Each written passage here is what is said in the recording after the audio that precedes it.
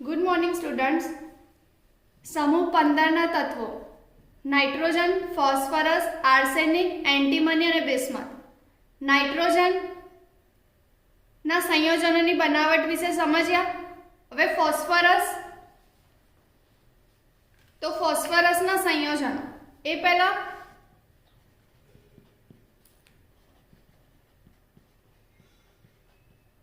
ફોસ્ફરસના upper રૂપો વિશે સમજીએ. Upper રૂપો word સાંભળ્યો છે એટલે શું? એના જે અલગ અલગ રૂપો હોય ને બંધારણ અલગ અલગ હોય. હા, ફોસ્ફરસના જે સંયોજન જે અલગ અલગ સ્ટ્રક્ચર એ રીતે જોડાયેલા હોય તેમ. ઓકે, ફેમસ અપર રૂપ કોનું છે? કોઈ ખ્યાલ? પીળા રંગનું હતું એ નહીં, ફોસ્ફરસનું નહીં. આ જે તત્વ છે કોઈ બી સમૂહ 15 એવું નહીં, કોઈ બી તત્વ જેનું ફેમસ છે કે એના અપર રૂપો આટલા આટલા આટલા આટલા છે. કોઈ ખ્યાલ? કાર્બન ફેમસ છે. કાર્બનના ગ્રેફાઇટ અને ડાયમંડ. તો સેમ એઝ ફોસ્ફરસના અપર રૂપો કેટલા છે? 3. એક તો રંગીન માણસ છે. 3 સફેદ,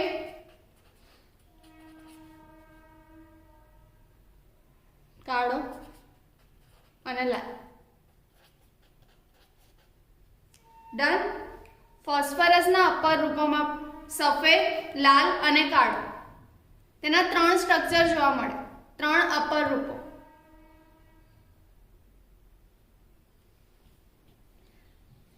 તો પહેલા સફેદ અપર રૂપ, સફેદ ફોસ્ફરસ. સફેદ રંગ એ કોનું પ્રતીક છે? શાંતિનું.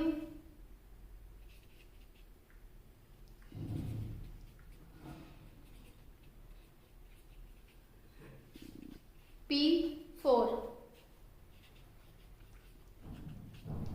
ડન. સફેદ એ શાંતિનું પ્રતીક છે. પહેલા તો સફેદ ફોસ્ફરસ છે ને એ પારભાષક સફેદ મીણ.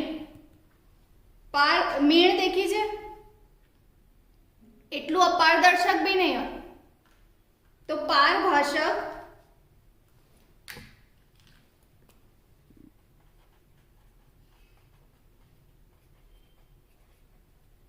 મીણ જેવું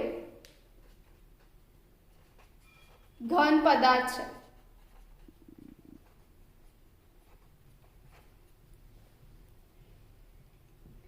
તે ઝેરી છે અને પાણીમાં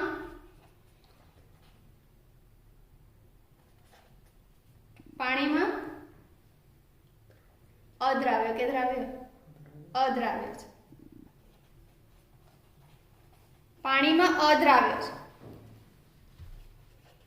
જે પાણીમાં અદ્રાવ્ય છે તો કોઈ એવું સંયોજન હોય કે જેમાં તે દ્રાવ્ય હોય. તો જે સફેદ ફોસ્ફરસ છે ને એ CS2 કાર્બન ડાયસલ્ફાઇડ CS2 માં દ્રાવ્ય છે.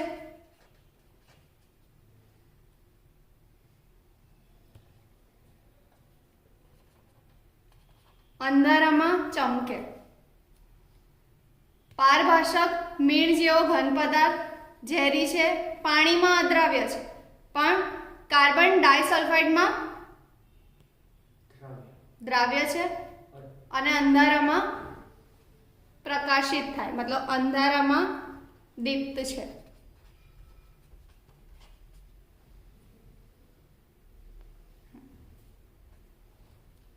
આ બધા શું થાય? તેના ગુણધર્મો. આપણને દેખીને ખબર પડી જાય. ભૌતિક ગુણધર્મો ટાઈપ કહેવાય. દેખીને ખબર પડી જાય કે તે પારભાષક મીણ જેવો ઘન પદાર્થ છે, ઝેરી છે. એ કઈ રીતે ખબર પડે? ચાખવાથી? તો સ્મેલથી. ઓકે. પાણીમાં અદ્રાવ્ય છે, કાર્બન ડાયસલ્ફાઇડમાં દ્રાવ્ય છે અને અંધારામાં ચમકે છે, એટલે અંધારામાં દીપ્ત છે. યાદ રહ્યું? ઓકે. હવે તે તે નિષ્ક્રિય વાતાવરણની હાજરીમાં NaOH ના દ્રાવણમાં ઉકાળીએ ને તો તે દ્રાવ્ય થઈને ફોસ્ફીન બનાવે છે. ફોસ્ફીન ફોસ્ફરસનું સંયોજન છે. સાંભળ્યું છે એના વિશે કંઈ? તે નિષ્ક્રિય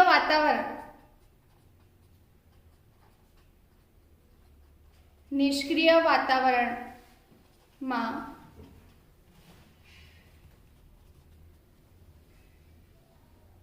NaOH ના દ્રાવણ સાથે, NaOH એસિડ છે કે બેઝ? NaOH ના દ્રાવણમાં ઉકાળીએ ને તો દ્રાવ્ય થઈને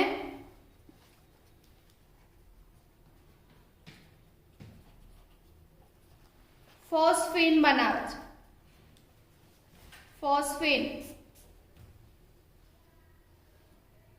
PH3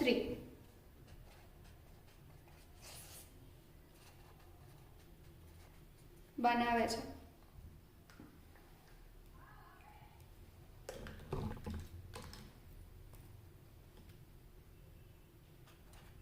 આપણને ખબર છે P4 એટલે સફેદ ફોસ્ફરસ,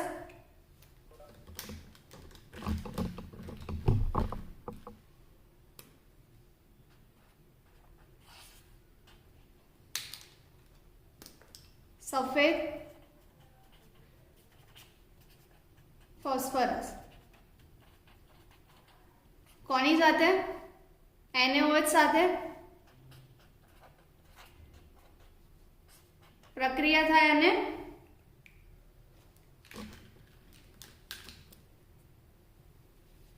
શું બનાવે? ફોસ્ફીન. ફોસ્ફીન મતલબ PH3 પ્લસ 3NaH2PO2. આનું નામ ખબર છે? 3NaH2PO2 સંયોજનો આવી ગયા ને 11th માં જ આવી ગયા. તો NaH2PO2 Na sodium H2 hypo PO2 phosphide, sodium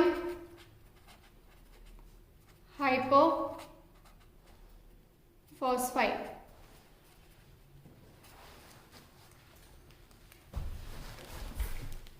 યાદ રહ્યું સ્ટુડન્ટ્સ?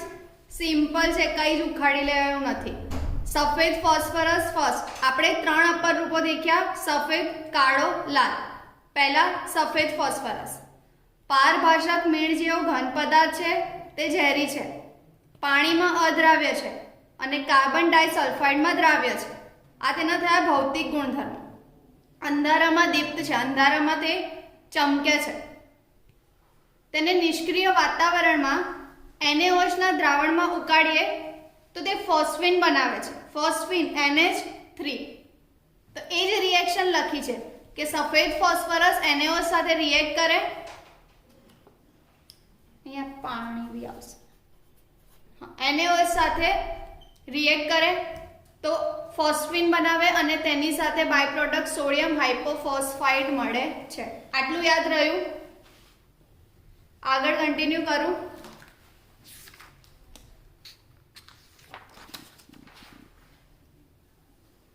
હવે તમે કહેશો મેડમ તમે કહી તો દીધું કે P4 છે, પણ તેનું સ્ટ્રક્ચર તમને આવડે છે? સફેદ ફોસ્ફરસનું સ્ટ્રક્ચર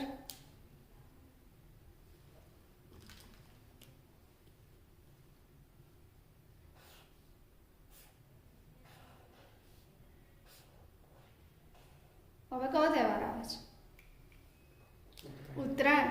તો પતંગ જેવું એનું સ્ટ્રક્ચર છે.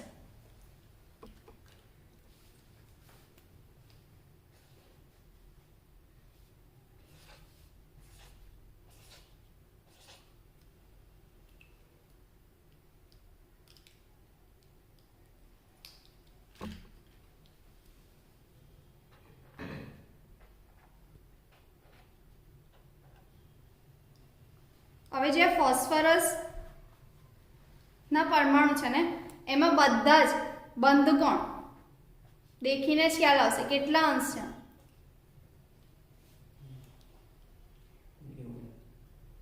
સાઠ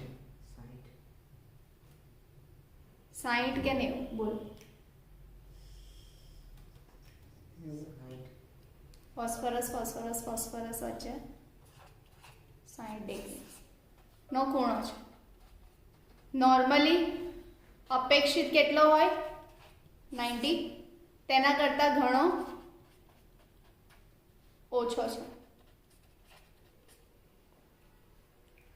ફોસ્ફરસ વચ્ચેનો બંધ કોણ કેટલો 60 ડિગ્રી. ડન. આ અહીંયા હોય આ છે તો 90 હશે પણ અહીંયા તો 60 જ થશે ને. આથી P4 માં ઘણું કોણીય તાણ જોવા મળે છે. આથી સફેદ ફોસ્ફરસમાં વધારે કોણીય તાણ જોવા મળે છે.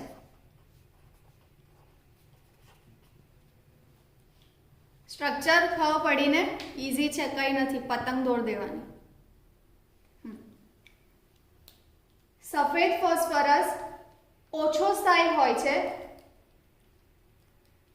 હવે ઓછો સ્થાયી હોય એટલે એક જગ્યાએ સ્ટેબલ ના હોય તો તે અહીંથી ત્યાં કર્યા કરે. ઓછો સ્થાયી છે એને એક જગ્યાએ બેસી રહેવું ના ગમે તો તે ફરફર કરે. ઓછો સ્થાયી છે તેથી તેની કોઈ છોકરો હોય કે જેને એક જગ્યાએ મતલબ ઘરે બેસી રહેવાનું ના ગમતું હોય અને બહાર ફર્યા કરે તો ઘરનાને એવું લાગે કે ફરતો હશે પણ એ કંઈક ને કંઈક એક્ટિવિટી કરતો રહેતો હોય. રાઈટ. તો એ જ રીતે છે કે સફેદ ફોસ્ફરસ સ્ટેબલ નથી, ઓછો થાય છે તો તેની પ્રતિક્રિયાત્મકતા ઓછી હોય કે વધારે, તેની એક્ટિવિટી ઓછી હોય કે વધારે, વધુ કે ઓછી? વધુ હોય ને. હા, જેટલો એ ઘરમાં નહીં બેરેન બહાર ફરફર કરશે એમ એને માઇન્ડમાં 1000 વિચારો આવશે કે મારે આ કરવું છે, આ કરવું છે, આ કરવું છે, તો કામ કરવાની એબિલિટી વધારે, મતલબ પ્રતિક્રિયાત્મકતા વધારે. તો આ સફેદ ફોસ્ફરસ એવો છે, ઘરમાં ટકતો નથી અને ઘરમાં ટકતો નથી એટલે તેની પ્રતિક્રિયાત્મકતા પેલા બંને છે 3 છોકરા, કાળો, લાલ ને સફેદ, તો પેલા બે કરતા આની પ્રતિક્રિયાત્મકતા વધારે છે.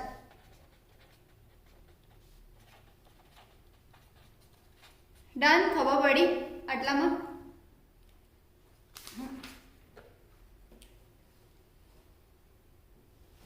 હવે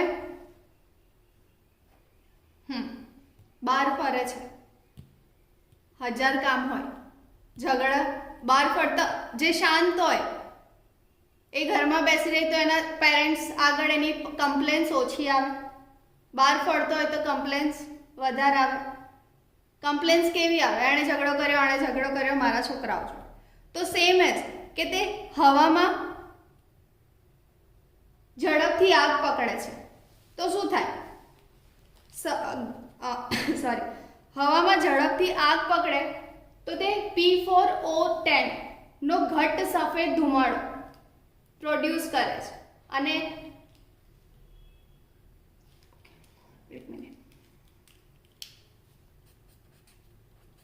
તે હવામાં ઝડપથી આગ પકડે,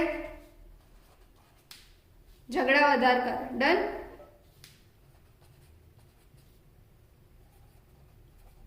હવે હવામાં શું હોય? કયા વાયુ?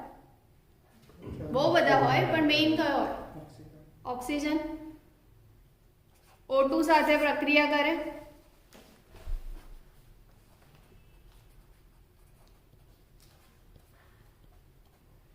અને P4O10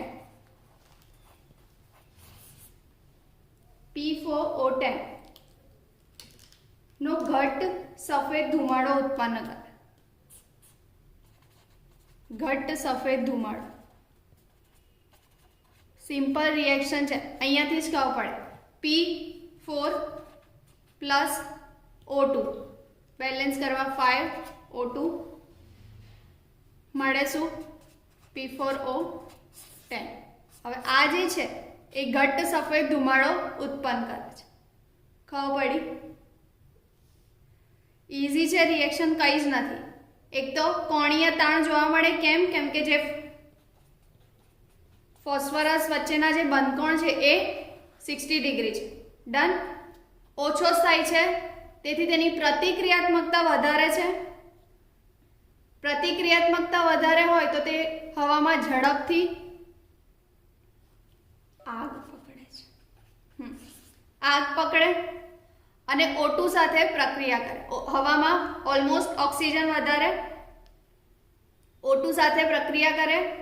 P4 સફેદ ફોસ્ફરસ, 5O2 અને બનાવે શું?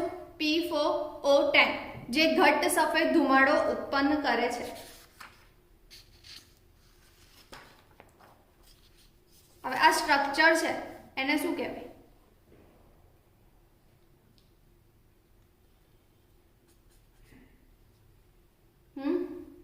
સમચતુષ્ફલકીય અણુ. સમચતુષ્ફલકીય અણુ છે. ડન.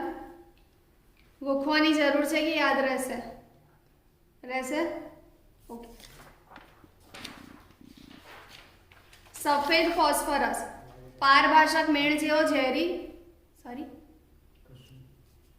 ઝેરી પાણીમાં અદ્રાવ્ય અને કાર્બન ડાઇસલ્ફાઇડમાં દ્રાવ્ય છે. અંધારામાં દીપ્ત છે, અંધારામાં ચમકે છે માણસ. તેને નિષ્ક્રિય વાતાવરણમાં NaOH સાથે NaOHના દ્રાવણમાં ઉકાળીએ તો ફોસ્ફીન બને છે. આ ફોસ્ફરસનું સંયોજન છે. P4 સફેદ ફોસ્ફરસ NaOHના દ્રાવણમાં ફોસ્ફીન બને અને તેની સાથે સોડિયમ હાઇપોફોસ્ફાઇડ બનાવે. ડન. હવે સફેદ ફોસ્ફરસ તો તે સ્ટ્રક્ચર આ છે. સમચતુષ્ફલકીય, બધા ગુણા ઓલમોસ્ટ સરખા. સમચતુષ્ફલકીય અણુ છે.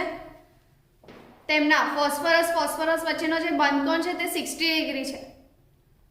તેથી તેના સફેદ ફોસ્ફરસમાં કોણીય તાણ વધુ જોવા મળે છે. ઓછો સ્થાયી છે તે તેની પ્રતિક્રિયાત્મકતા વધારે છે. પ્રતિક્રિયાત્મકતા વધારે હોય મતલબ તે હવામાં વધારે આગ ઉત્પન્ન કરે છે. આગ જલ્દી પકડે છે. તેના કારણે O2 સાથે તે પ્રક્રિયા કરીને સફેદ ઘટ્ટ ધુમાડો ઉત્પન્ન કરે છે. મને યાદ રહી ગયું? તમને યાદ રહ્યું? ડન. હવે આવ્યો લાલ ને કાળો ફોસ્ફરસ. સફેદ વિશે સમજી લીધું. લાલ ફોસ્ફરસ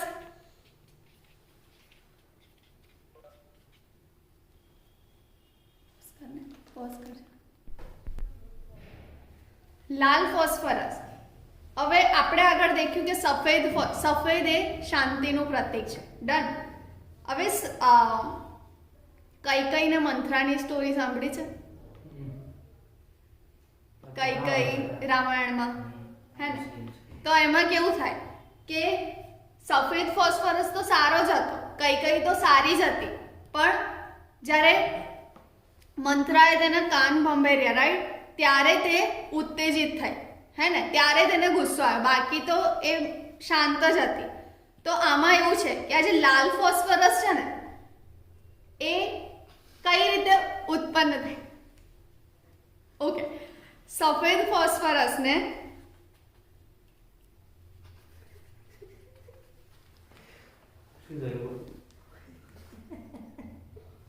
પોઝ કર્યો છે.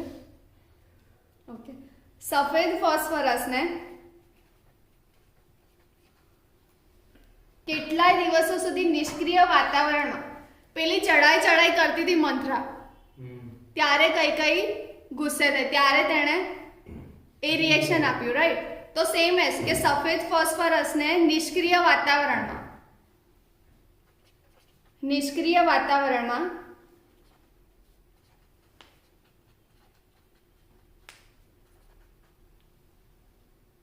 573 યાદ રાખજો 573 કેલ્વિન તાપમાને ગરમ કરવાથી લાલ ફોસ્ફરસ મળે છે.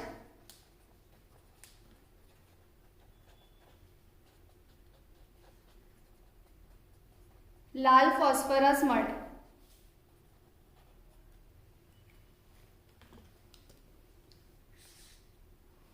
સફેદ ફોસ્ફરસ નિષ્ક્રિય વાતાવરણમાં 573 કેલ્વિન તાપમાને ગરમ કરે તો લાલ ફોસ્ફરસ મળે.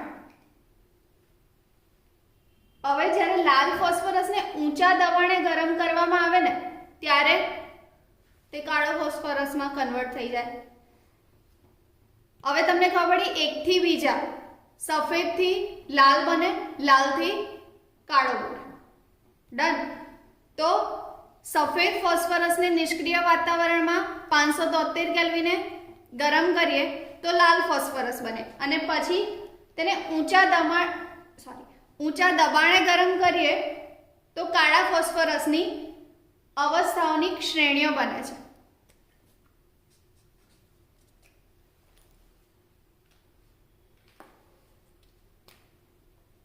અને જે લાલ છે તેને ઊંચા દબાણે ગરમ કરીએ તો કાળા ફોસ્ફરસની અવસ્થાનિક શ્રેણીઓ બને છે.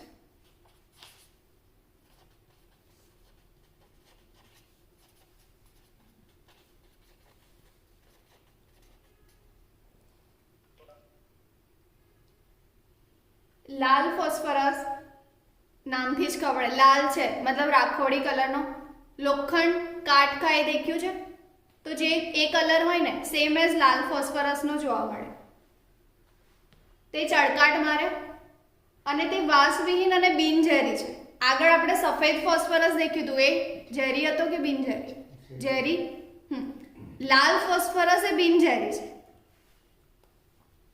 તમે કહેશો મેડમ કઈ કઈ તો ઝેરી હતી, પણ ના, આપણે અહીંયા બિનઝેરી છે. સેમ આગળ પાણીમાં તે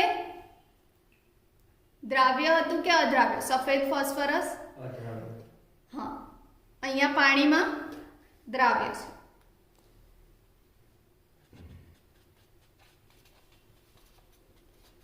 તો સેમ ત્યાં કાર્બન ડાઇસલ્ફાઇડમાં દ્રાવ્ય હતું, અહીંયા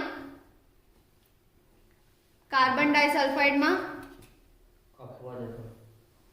અદ્રાવ્ય છે.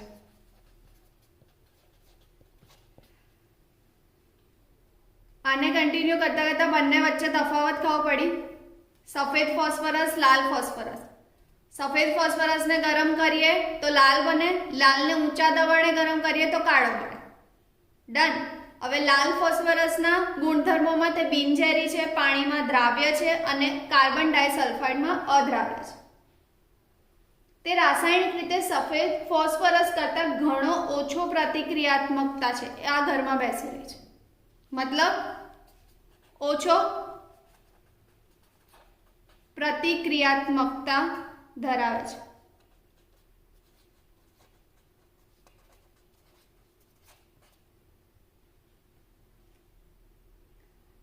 હવે જેટલો એક્ટિવેટ હોય સ્ટુડન્ટ, જેટલો એક્ટિવેટ હોય એટલું સ્કૂલમાં ચમકે, રાઈટ? જેટલું ટેસ્ટમાં સારા માર્ક્સ આવે એટલો એ એના ટીચર્સને એની આગળ ચમકે કે હા હોશિયાર છે. આ ભાઈ કંઈ કરતા જ નથી તો ચમકશે નહીં ને? તો તે અંધારામાં દીપ્ત નથી. એ અપવાદ હોય. અંધારામાં દીપ્ત નથી. લાલ ફોસ્ફરસ એ પોલિમેરિક છે, જેમાં અનેક સમચતુષ્ફલકીય P4 અણુ એકબીજા સાથે જોડાઈને લાંબી શૃંખલા ધરાવે છે. ખબર પડી ગઈ? શું? કઈ રીતે? P ફોસ્ફરસની. સફેદ ફોસ્ફરસ એકબીજા સાથે જોડાય અને લાંબી શૃંખલા બને ત્યારે લાલ ફોસ્ફરસ કહેવાય. મોનો, ડાય, પોલી આ વર્ડ ખબર છે? Monomer, dimer, પોલોમર. ડન. તો સેમ છે અહીંયા કે સફેદ ફોસ્ફરસ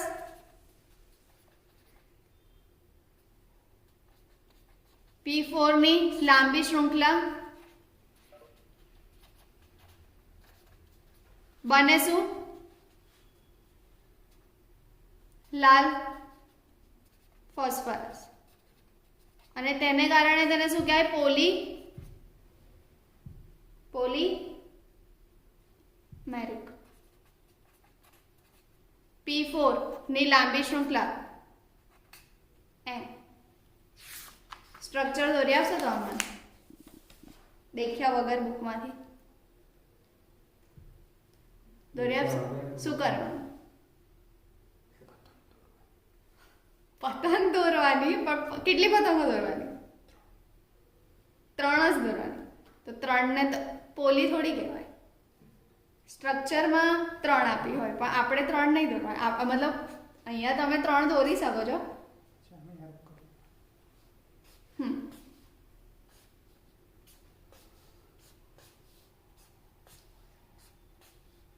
આમ કર દો એટલે polymer.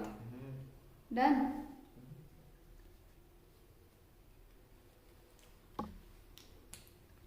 Phosphorus phosphorus phosphorus phosphorus.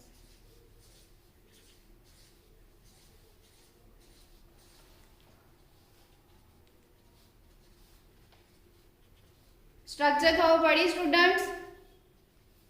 કોઈ ડાઉટ છે તમને લોકોને? હોશિયાર છે સ્ટુડન્ટ્સ. હા,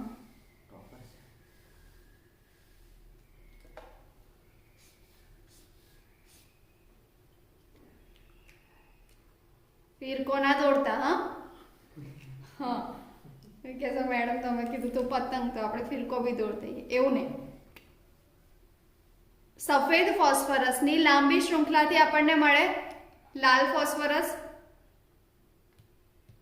તો આ સ્ટ્રક્ચર છે પોલીમેરિક લાલ ફોસ્ફરસ.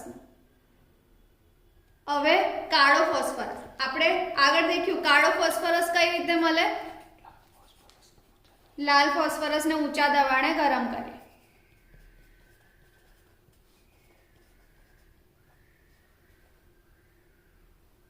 તેના પાછા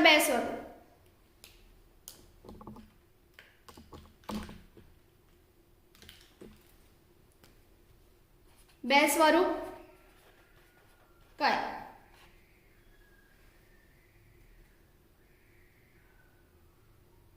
ખ્યાલ છે? Alpha beta. આલ્ફા કાળો ફોસ્ફરસ અને બીટા કાળો ફોસ્ફરસ.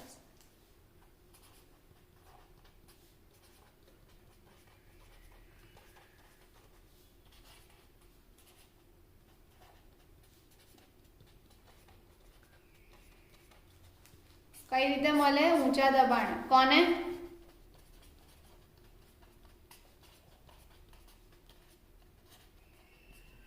કોને કોને ગરમ કરવાનું? લાલ. બોલો. લાલ ફોસ્ફરસ ને ઊંચા દબાણે ગરમ કરીએ તો મળે કાળો ફોસ્ફરસ. તેના 2 સ્વરૂપ, આલ્ફા કાળો ફોસ્ફરસ અને બીટા કાળો ફોસ્ફરસ. હવે તમે કહેશો મેડમ એ બી કઈ રીતે બને? એ બી સમજાય દો.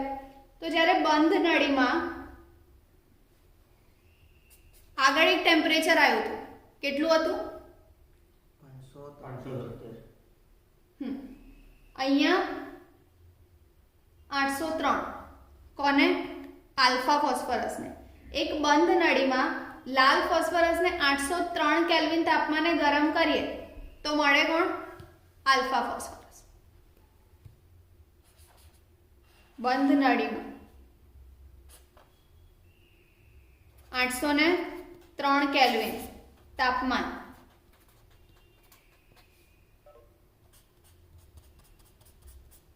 સમજી લેજો. હા, ગરમ કરીએ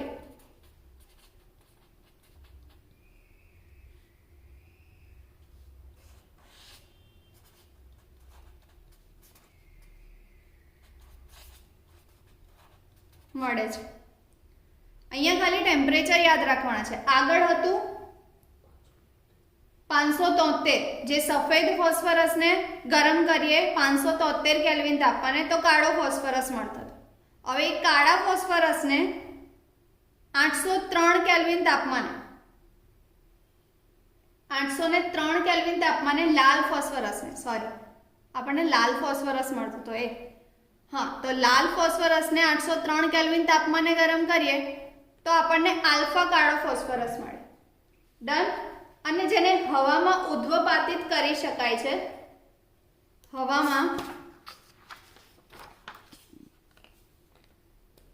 હવામાં તેનું ઉદ્વપાતન થાય છે.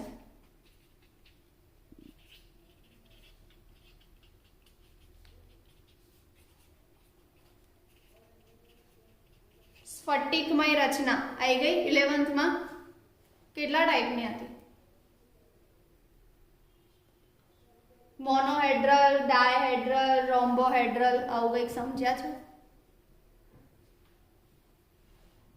આઈ તો ગયું છે, સમજ્યા છો? હવામાં તેને ઉદ્વપાતિત કરી શકાય છે અને તેના સ્ફટિકો, જે સ્ફટિક મળે ને એ અપારદર્શક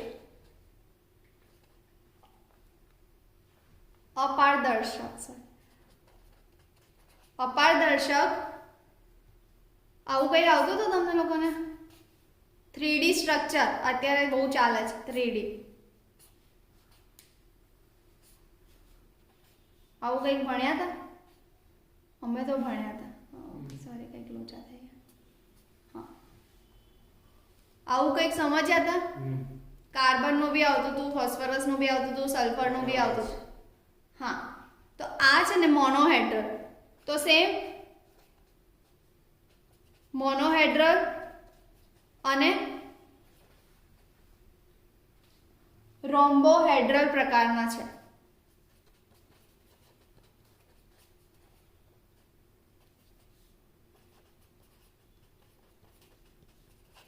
મતલબ જે આલ્ફા છે એ તેનું હવામાં ઉદ્વપાતન કરી શકાય અને તેને બે સ્ફટિકો મળે, મોનોહેડ્રલ અને રોમ્બોહેડ્રલ ટાઈપ.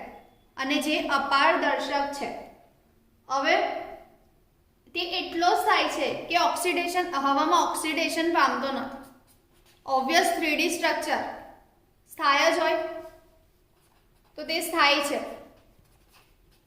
અને આગળ આપણે દેખ્યું બી ખરું કે સફેદ ફોસ્ફરસ હતો એ અસ્થાયી હતો, અહીંથી ત્યાં છટક્યા કરતો હતો. અને લાલ ફોસ્ફરસ એ સ્થાયી હતો. ડન. તો તે સ્થાયી છે, તેથી તેનું હવામાં ઓક્સિડેશન થતું નથી. હવામાં તે ઓક્સિજન સાથે રિએક્ટ કરતો નથી.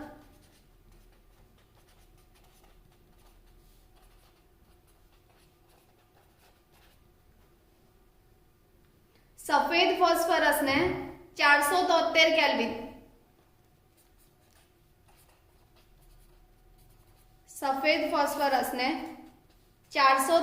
કેલ્વિન તાપમાને અને ઊંચા દબાણે ગરમ કરીએ તો બીટા કાળો ફોસ્ફરસ મળે છે. 3 ટેમ્પરેચર આવ્યા, 573, 803 અને 473. ડન. સફેદ ફોસ્ફરસને 473 કેલ્વિન તાપમાને અને ઊંચા દબાણે ગરમ કરીએ તો શું મળે? બીટા કાળો ફોસ્ફરસ. તે હવામાં 673 કેલ્વિન તાપમાન સુધી બળતો જ નથી.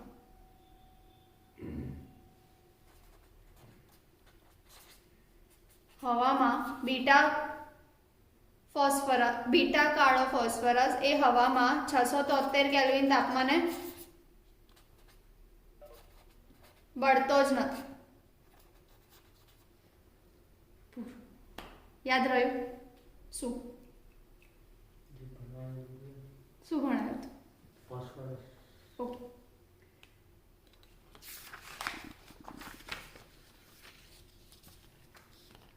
આપણે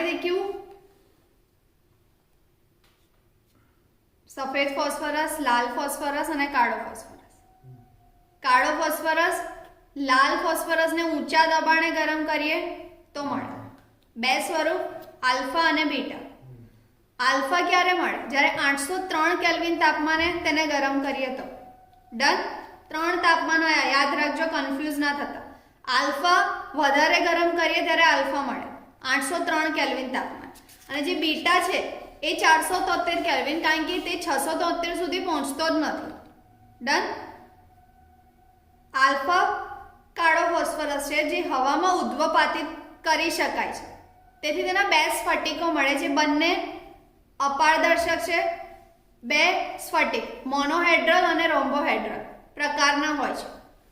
સફેદ ફોસ્ફરસ અસ્થાયી હતો, આ સ્થાયી છે. સફેદ ફોસ્ફરસ હવામાં આપણે કીધું બહુ ઝઘડતો હતો. ડન. હવામાં ઓક્સિડેશન કરતો હતો, આ હવામાં ઓક્સિડેશન કરતો નથી.